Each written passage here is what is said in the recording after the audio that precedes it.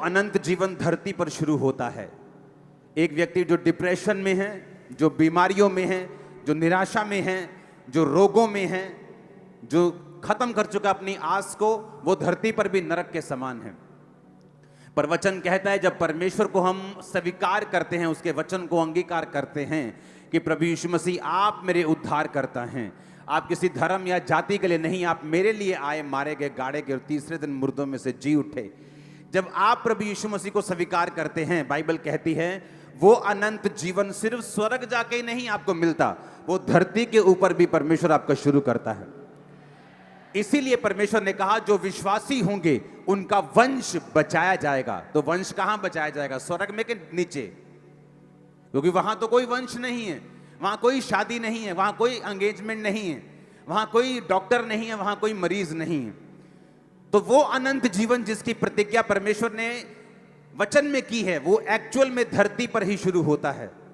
जब आप परमेश्वर को ग्रहण करते हैं, आपके डिप्रेशन खत्म होते हैं, आपके कर्ज खत्म होते हैं, जो बीमारियां जो गरीबी वंशों से चलती आ रही, जब वो खत्म होती है, वो अनंत जीवन जो स्वर्ग में आप पाएंगे, उसका टेस्ट तभी से शुरू हो जाता है आपकी लाइफ में जिस दिन आप प्रभु यीशु मसीह को ग्रहण कर लेते हैं। शैतान को पता है जैसे आप चर्च जाएंगे आपके गुनाह माफ होंगे, आप अनंत जीवन को पाएंगे, आप जीसस क्राइस्ट को पाएंगे, आप मुक्ति को पाएंगे।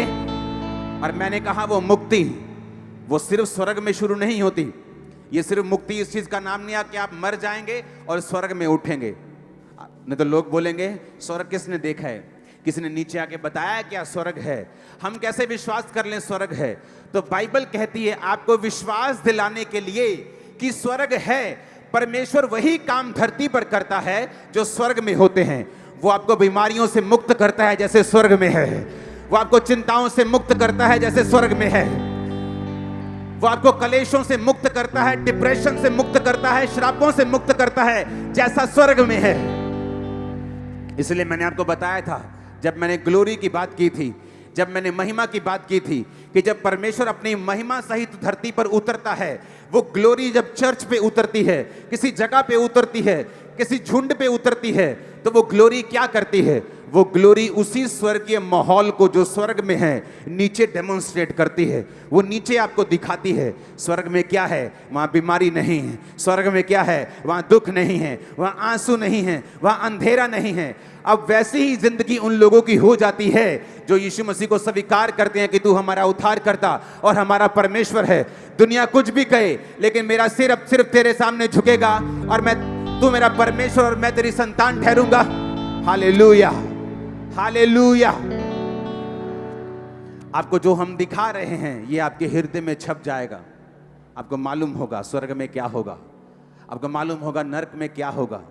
नरक में वो दूत जो आज सेलिब्रेशन करते हैं, जब एक रूह गिरती है, एंड में वो भी बाइबल कहती है आग की झील में डाल दिए जाएंगे।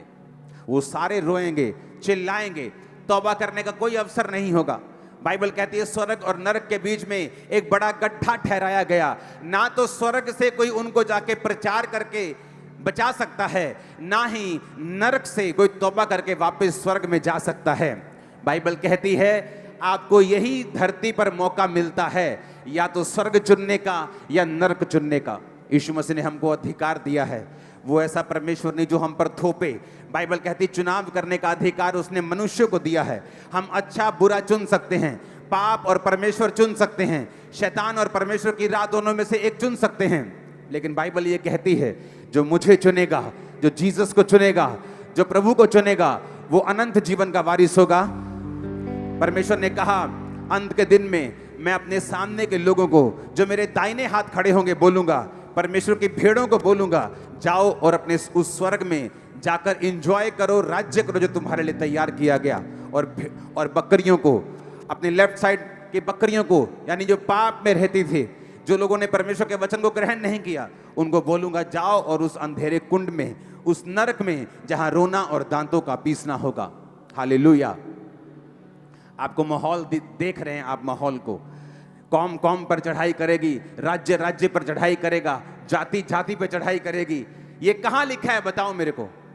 कहीं दुनिया की किसी पुस्तक में यह नहीं लिखा सिवाय बाइबल के कि धर्म, जात, एक दूसरे पर चढ़ाई करेंगे और पूरा हो रहा है कि नहीं हो रहा।